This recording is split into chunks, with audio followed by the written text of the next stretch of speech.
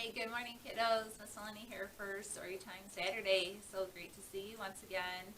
I hope you're having a wonderful summer so far. It's been great to see a lot of you kiddos here at the library enjoying our programs and activities, and I look forward to continuing to see you come out for more.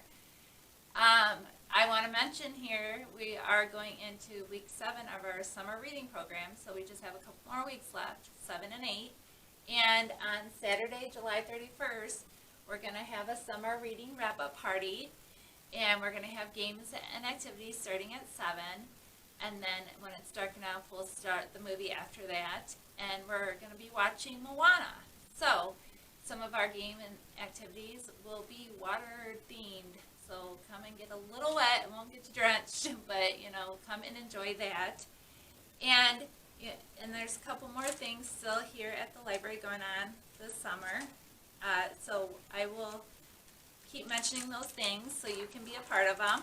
And you can always look on our Pole Library Facebook site for everything we got going on. So let's get started. I picked a book today. It's one of the new books that I got this month. And it's about relatives coming to visit. Because, here in the summer, it's the time for hitting the beach or going camping or going out of state, doing some sightseeing, exploring, just traveling, going to see relatives, have relatives come, just do more. And so I'm in the places section of our children's library, and I have some books here on the states and parks and beaches and, going into Chicago, going to the zoo, museum, amusement parks, and just come and check those out. You'll learn some fun facts or some fun pictures in there, and you may know some of them, and you may learn some more new stuff. So this book here, The Relatives Game, is the stories by Cynthia Rylant, and it's illustrated by Stephen Gamble. It's got some pretty pictures in here. It was in the summer of the year when the relatives came. They came up from Virginia. They left when their grapes were nearly purple enough to pick, but not quite. Look at them here. Got a rainbow looking car. They got all this luggage. They're loading up, checking under the hood, make sure they're good to go.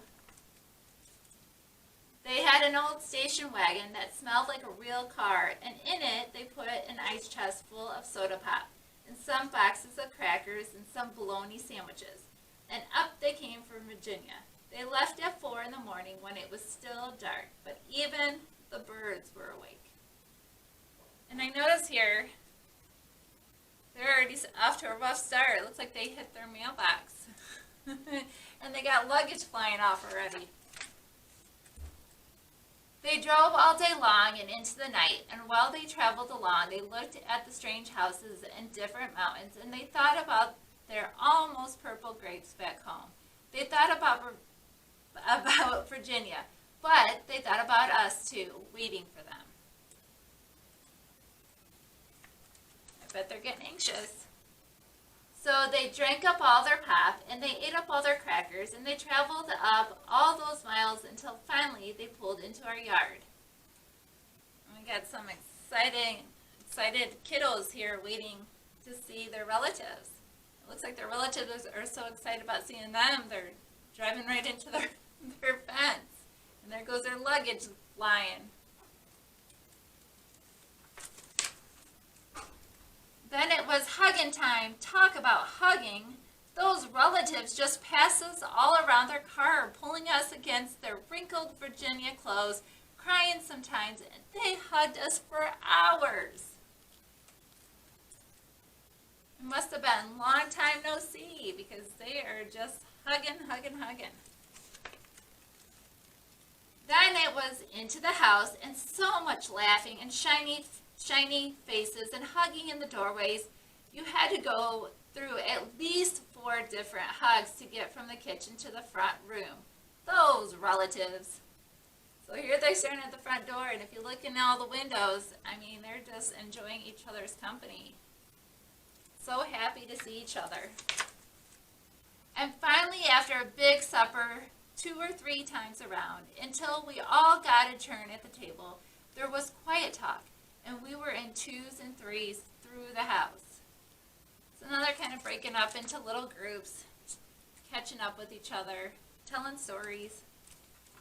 Looks like they're laughing. The relatives weren't particular about beds, which was good since there weren't any extras, so that a few squeezed in with us and the rest slept on the floor, some with their arms thrown over the closest person, or some with an arm across one person and a leg across another. It was different going to sleep with all that new breathing in the house. Look at, she's just sitting up wide awake. Can't sleep with, somebody might be snoring or just breathing heavy. That can make it hard. The relatives stayed for weeks and weeks. They helped us tend the garden and they fixed any broken things that they could. Well, that was really nice to have some extra helping hands.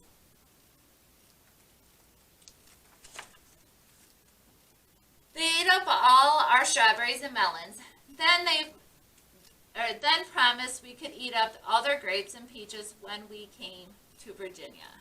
Well, that's nice. That sounds like a sweet trade. It looks like they're fixing that fence that they drove into.